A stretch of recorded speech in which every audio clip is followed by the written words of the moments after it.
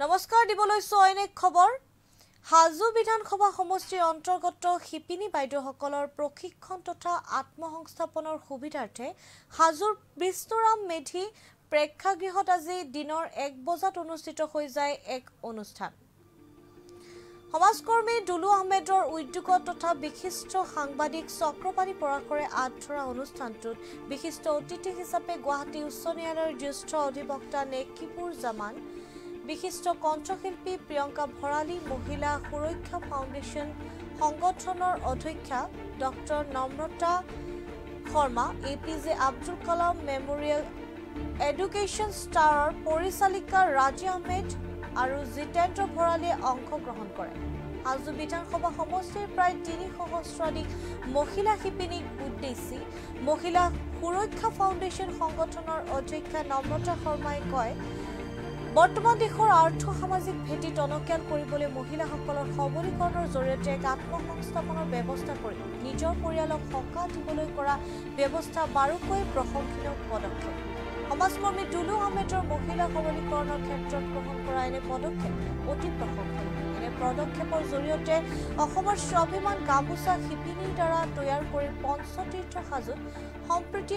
গামোচা বিপ্লৱৰ সূচনা কৰিবলৈ প্ৰয়াস কৰিছে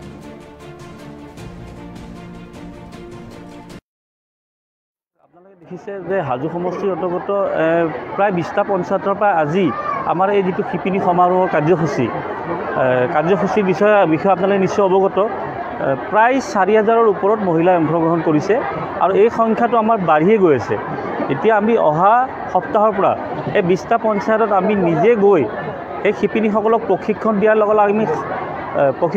আমি তাঁতশালো যোগান ধৰিম সূতাও যোগান ধৰিম গামোচা বোৱাৰ কাৰণে আৰু আপুনি চাব মহিলা বাইদেউসকলক আজি মোৰ ভাষণতো মই তেখেতসকলক অনুগ্ৰহ কৰিম যে এই কাৰ্যসূচীটো যাতে আপোনালোকে খুব